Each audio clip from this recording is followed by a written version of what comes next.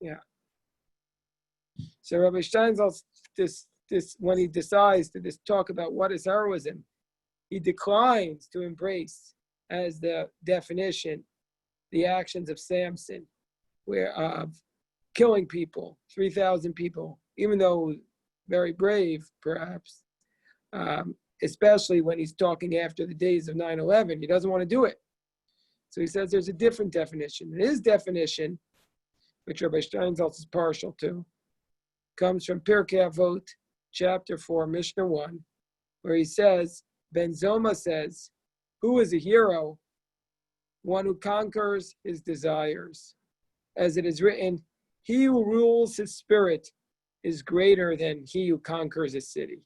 Again, Rabbi Steinsaltz is talking about this right after New York City and Washington, D.C., or the Pentagon were attacked. And he's saying greater than anybody who wins a military battle is the one who conquers their own spirit. That is based upon Proverbs and the Mishnah.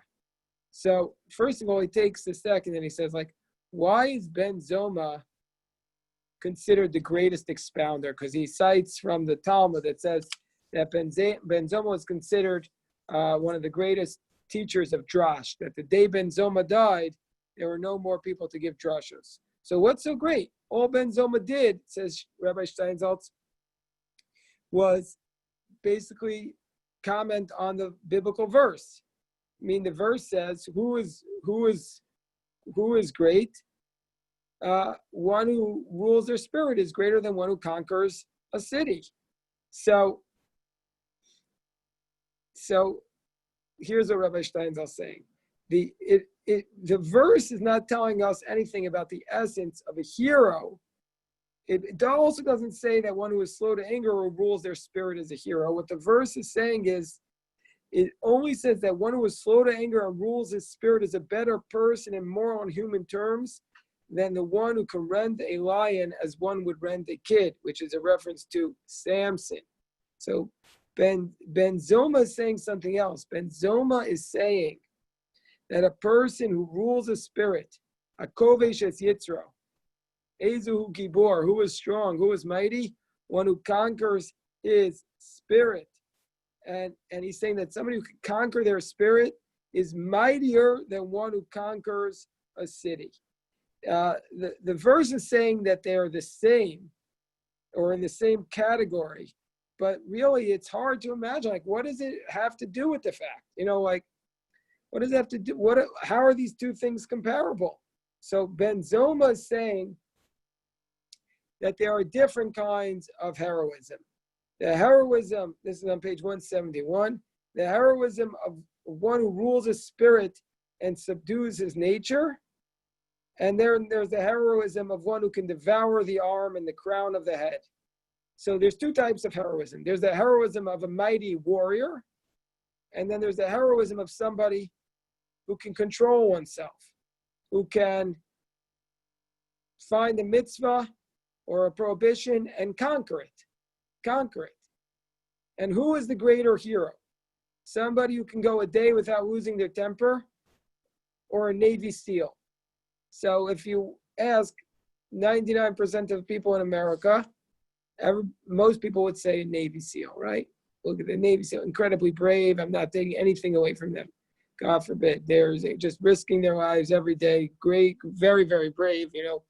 My nephews are serving. I'm very proud of them. They're serving in the Israeli Defense Forces.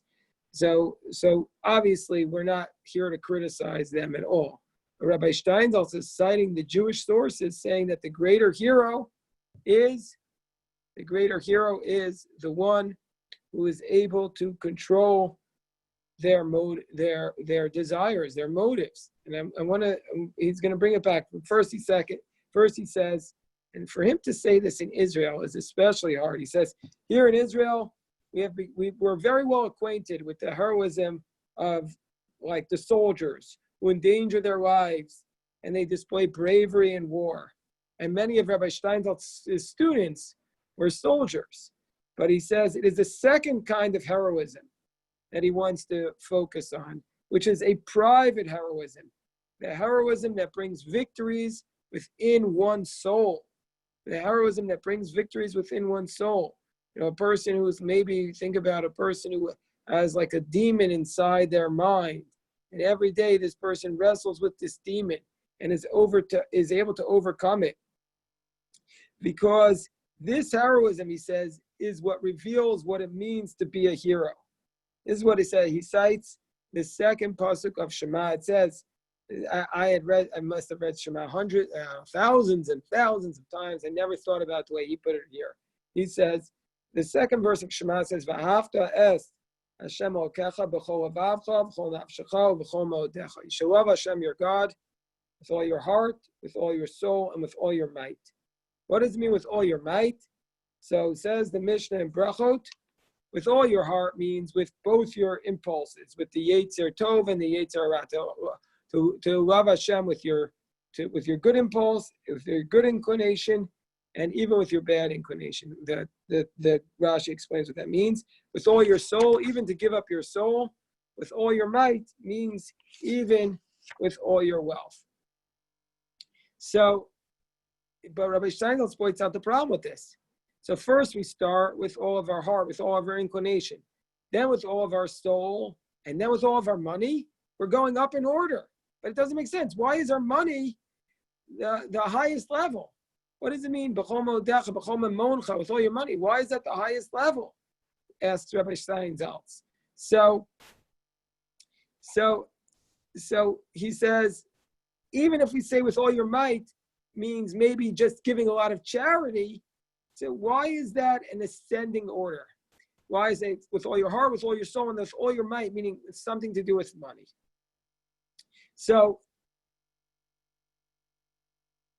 this is what he says. He says he struggled with this question for many years, and this is the answer he has. He says, with all your might, that doesn't mean that a person should give your money now, but it means give your money always. Meaning to say, this is his sentence, to negate wealth as an ongoing, constant way of being means that a person is sentenced to a life of hardship. In this sense, with all your might implies a giving, not of a person's life, but of his soul, little by little, day by day, year by year, through poverty, affliction, and suffering. Meaning to say that it means an ongoing commitment to life, even when life is very difficult, even when life is very hard. The person is every day committing himself to life, even when there is no money. This is what he's saying. Even when, you imagine, like for now, thank God, especially in the community that we live in, we're surrounded by very wealthy homes, very expensive homes. People don't have this sense of poverty, which people had for much of Jewish history. So what it means is, although there are still many Jewish poor people, obviously. I'm saying in this specific neighborhood, it's harder to find them. But the point is that what Rabbi Steinsaltz is saying is that with all your might, with all your money means even on an ongoing basis, as a person is struggling to bring home bread at night, to eat a slice of bread, to still struggle to serve Hashem. And this is his sentence.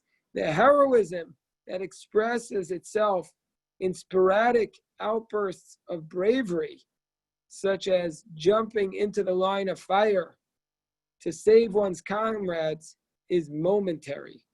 But the heroism implied by all your might, that's the word, b'chol modecha, with all your might in the Shema, that's daily heroism. That's day after day after day, in distress, in poverty, in need, helplessness. And the person says, every single day, the person says, I'm going to struggle and I'm going to overcome my struggles to serve Hashem. This is a different type of heroism. This is not the heroism of Samson.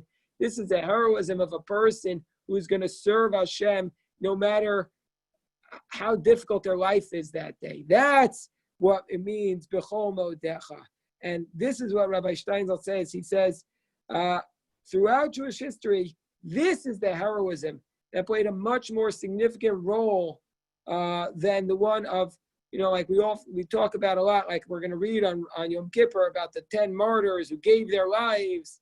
And we know many stories from Jewish history of people, Rahman al had to give their lives in service of Hashem. But that was not the norm.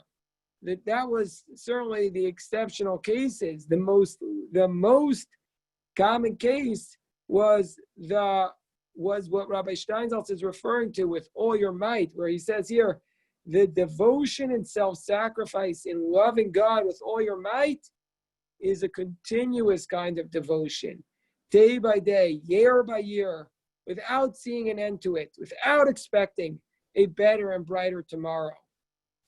This is like, when I read this, I'm thinking like, I think he knows what we're going through now. He says, this worldview exacts a heavy price, not only economically, but in terms of how one experiences life.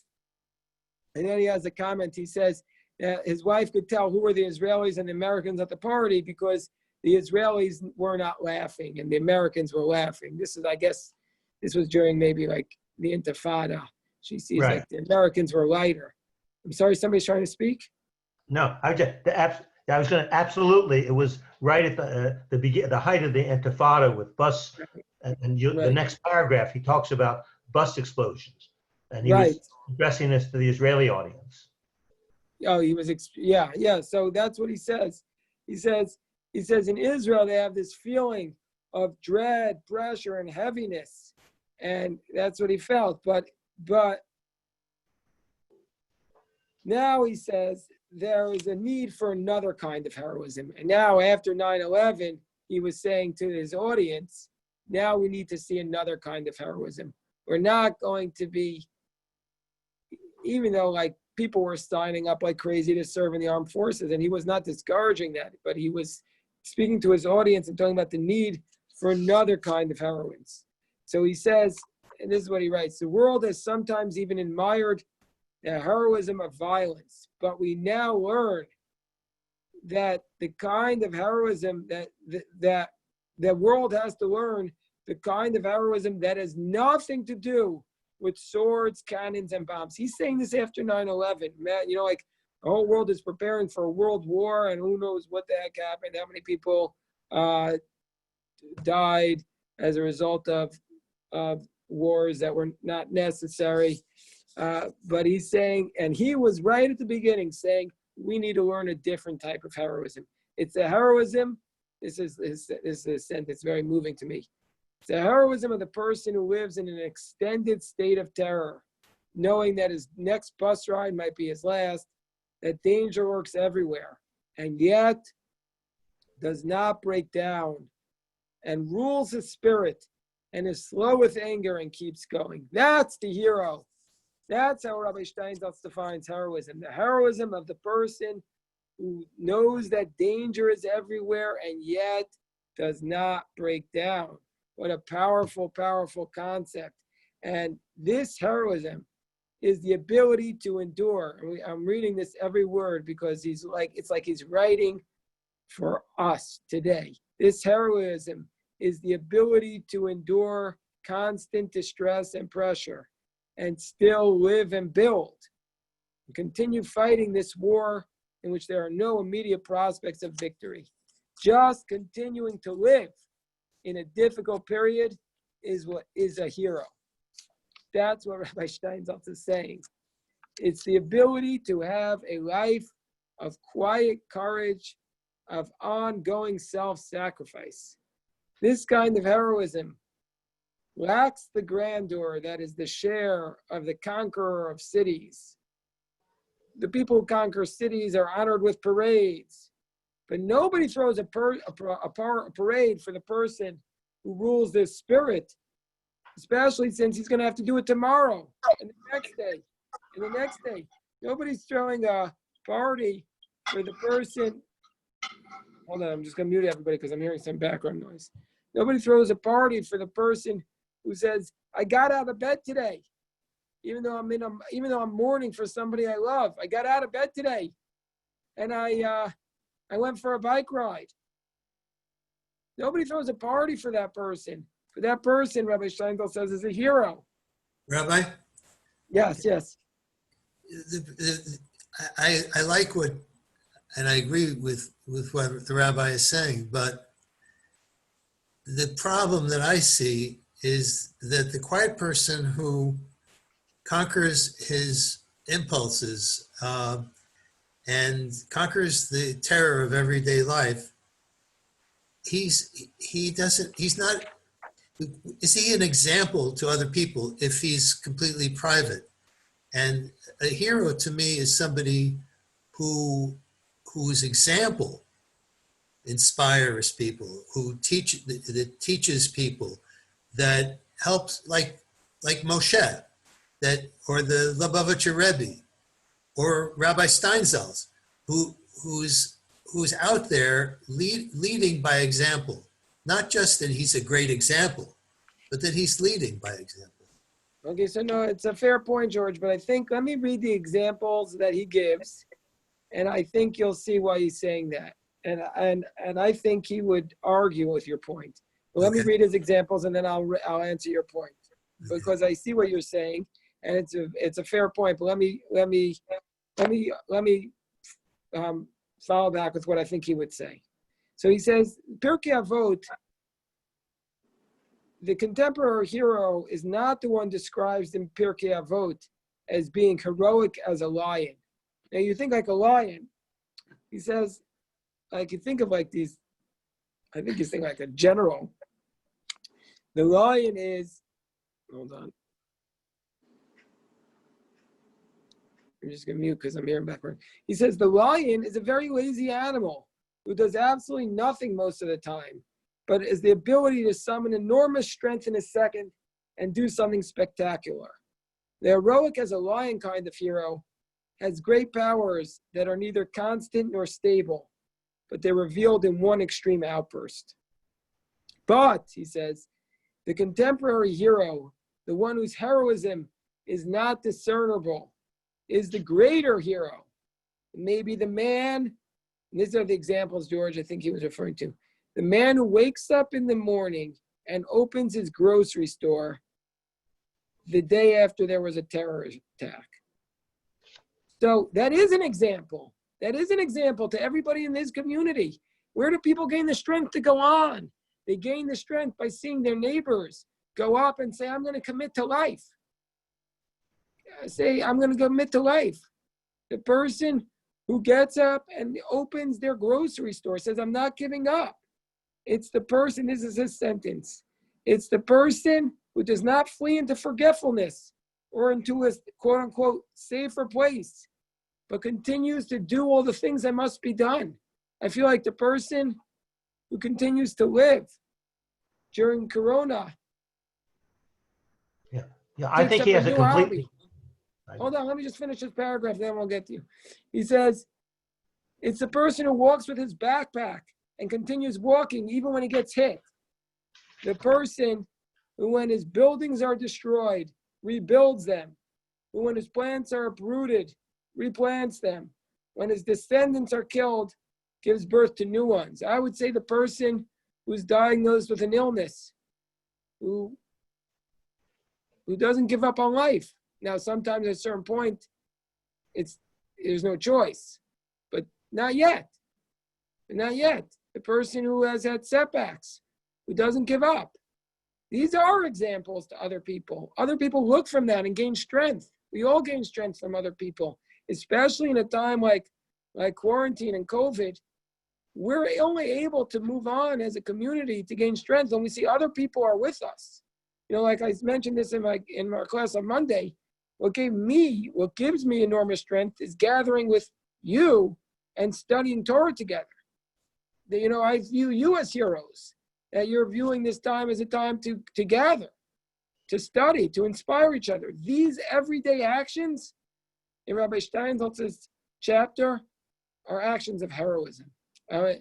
Now, Jeff, did I cut you off, Jeffrey? No, you said I was going to use the example of someone who's ill, and he has the sense this heroism is for the simple and the small. And that's exactly what he was addressing, George. He was saying, George, that's not his view. It's a completely different concept of heroes. It's for the simple and the small, not somebody who's a model, but just goes on with his daily life with the spirit of looking forward. So I think that's the purpose of this chapter, to say our definition of hero is not a lion, but it's a mouse. Well, I wouldn't say a mouse. I wouldn't say a mouse. He Okay. says, this is what he says. He says, it is the heroism of Micah 7:8. When I fall, I shall arise. Just as a man falls 7 times and rises up again. And that's the heroism I think we need in quarantine, in these days of COVID. We need that type of heroism. We need this type of heroism. The heroism of endurance, of consistency, of commitment to life, of not giving up. And it's not just for ourselves, although just for ourselves is enough, but it will inspire others. That's what I took from this beautiful, beautiful chapter, which I really, Jeffrey, if you can email it around to everybody, if that's legal. It's such a beautiful chapter, which I think people will find very, very uplifting. Any other? Yes. I think he's saying 2 things, actually. I think he's also saying you can act on the world stage as Samson did, but you also are most effective when you're acting within your own community and affecting your own family and your neighbors and your friends in your own community. That's leading, the quiet leading that he's talking about is most effective, but I don't think it's like one or the other. I think you can do both. No, I agree. He says you can do both. He was praising the Israeli soldiers, but he was saying that the Jewish tradition was referring to the heroism of somebody who is able to, though he falls, he rises up again. That's what our rabbinic text, that's what our Shema is referring to. When it says with all your might, that's what the Shema is referring to. It says the other heroism is, it doesn't really even speak to us because he's saying it's so rare and it's such isolated cases. And that gets all the praise. But the heroism he's focusing on, what he says our world needs at this time after 9/11, and I think what our world needs now also is this heroism of consistency, endurance, of commitment to life. Yeah, what I wrote you in the text, the email, I forget the name of the lady who wrote it. You published it by email. A member of your community that's been there for 7 years? Jenny. Oh, she wrote a letter to everyone, Jen. She wrote a letter out to everyone. I'm saying that's an example of what you just talked about, that like to encourage people that to move on and not be stuck in the misery of the isolation. And Yeah, beautiful. I'll tell Jen, she'll be very happy to hear it. Yes, that's a beautiful point. Yes, Rabbi Yosef. Okay, anybody else wanted to share something before we... I just wanted to say that I was perusing my bookshelf the other day, and guess what I found? A Dear Son to Me. Oh, there you go. You already have it. And I looked inside, and it was a gift from Eli Engel. You remember him? He was one of the Steinsaltz scholars. Ah. I visited him in Marom when we were in Israel about 7 years ago. He was from Marom, and now he is the manager of their kollel. He's Beautiful. The managing director of his yeshiva. Well, my friends, Yishkoyach, George, thank you. Yeah, it brings back memories. Very Can I make memories. Can I make one announcement? Sure. Okay. For those of you who would like to continue, the fellow who runs the yeshiva of Rabbi Steinsaltz is starting a class tomorrow at 5 p.m. You have to register for it, but it's free. Right now they have they sent out an invitation to 4,000 people, and they have 30 people so far that have responded. So if you would like to attend a Zoom class, and it may be a series of classes over the next several months, once a month, just email me, and I'll try to send you a way to register. The first one is tomorrow at 5 p.m. by the Steinsaltz Yeshiva, Rosh Yeshiva. Yeah, Shikoach, Jeffrey. Thank you so much. Thank you for this. Or English? Okay, just email. Jeffrey, is the class in Hebrew or English? Somebody just asked. Oh, it's English. Oh, no, this is for Americans. but it's the Rosh Yeshivas in Israel, of course. But this is designed to carry on exactly what Rabbi Herzfeld started, because he was the first one to start this class before the guys in Israel said we have to reach out to the Americans, and there are many that have been following Steinsaltz for many years. So this is and they're doing the first one tomorrow at 5 p.m. It's just an hour class, and the Rosh Yeshiva is a very a fine man. Arthur Kurzweil also will be participating, but not teaching. He's joining the class as well. Well, so thank you so much, Jeffrey. And I want to say to everybody in this class or in this study session, I think that you guys are heroes. You guys are really heroes. And I'm not just saying that. You're heroes for your commitment to life during this difficult period, for your commitment to our community, to just with your positive energy of studying Torah every day, of committing, of being here, and being a part of it. Just in this period, just to do these simple acts is really very important spiritually, and it's just a tremendous impact, not only on yourself, but on your friends and on our friends, and it's just lifting us all up. So when I read these words from Rabbi Steinsaltz, I thought of you. So that's what I thought of. And I wish everybody a good night. Good night, my friends. And I guess I'll see everybody tomorrow, Wednesday. If you join us Wednesday, 12:30, we're going to read about the Akedah of Isaac. That's another intense story. Whoa. Okay. Yeah. Good night. All right. Good night. Thank you. Good night, everyone. Everybody, good night, everyone. Carol, Joseph. Good Good night. night, Bubba. Good Thank night. you. You're a hero, Good night. for sure.